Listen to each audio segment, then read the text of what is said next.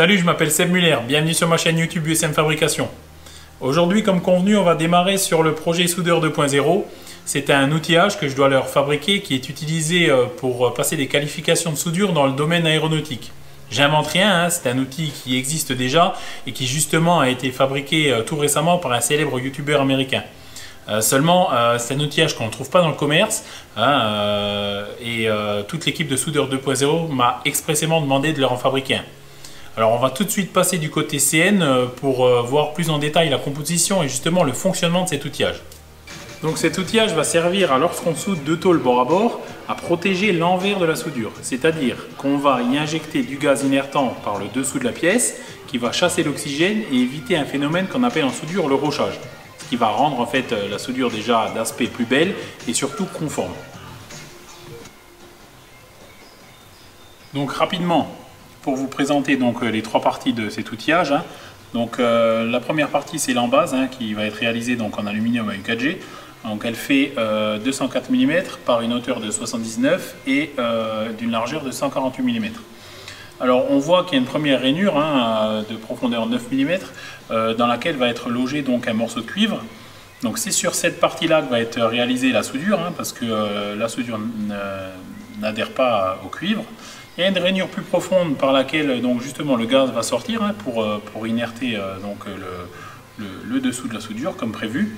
Il y a deux pentes à 5 degrés là sur lesquelles vont être fixés deux coulisseaux qui permettra donc le bridage des deux tôles à souder. Voilà. La deuxième partie de cet outillage, c'est une pièce en cuivre donc qui mesure 204 mm de long sur 24 mm de large d'une épaisseur 9 mm. C'est celle qui vient donc se loger donc dans la rainure qu'on a vue sur l'embase, fixée par deux vis à tête fraisée et percée d'une multitude de trous justement pour laisser passer le gaz inertant. Voilà.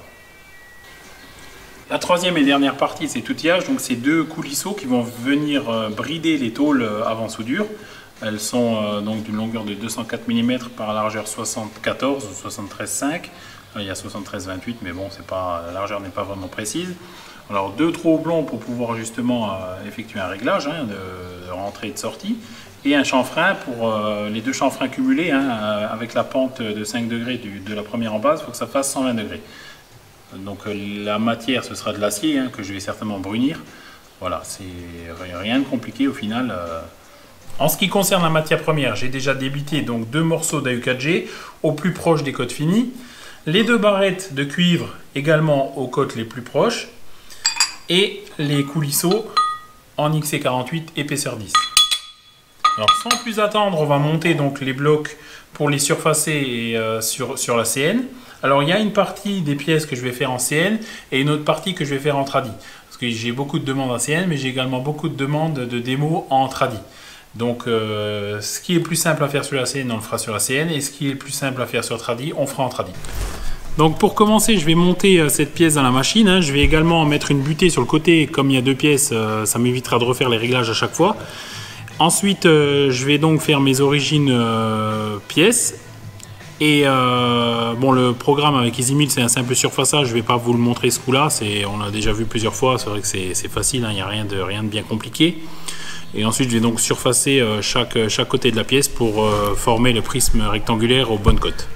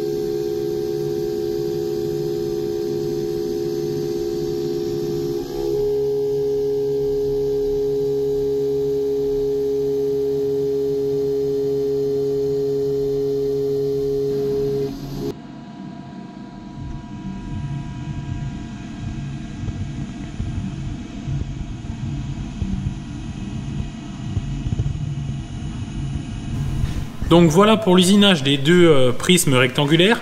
Donc on voit quand même que l'état de surface est quand même très bien. C'est vraiment ce que je recherchais. Maintenant on va passer à la programmation des deux rainures. Hein. Je vais vous montrer comment j'ai programmé ça avec EasyMill et la technique d'usinage que j'ai adoptée pour la réalisation. Et ensuite on passe directement sur la machine pour la fabrication. On peut voir là le profil que j'ai dessiné vu de dessus, avec les différents usinages que je vais réaliser dans la suite. Alors je vais juste supprimer, pour qu'on voie un petit peu mieux, je supprime la seconde opération. Donc pour la première rainure du dessus, j'ai fait une ouverture de paroi, 60%, pour que la fraise dégage de chaque côté, qu'elle sorte. Donc j'ai fait une opération de contournage, avec différentes passes successives. Donc l'outil d'une fraise réaffûtée 11, diamètre 11,33, fraisage en opposition, profondeur de passe 2 mm. Idem pour la finition. Pour la deuxième opération, c'est la rainure centrale. Donc je vais utiliser une technique d'usinage là qui s'appelle le ramping, c'est-à-dire que la fraise, elle va... Je vais vous montrer juste la simulation. Elle va descendre tout au long de l'usinage, en pente. Alors j'ai réglé ça, elle descend de 1,5 mm par tour, par tour de rainure. Voilà pour les... Rien de bien compliqué. Et ensuite donc le centrage et le perçage pour les deux M6. Allez, c'est parti.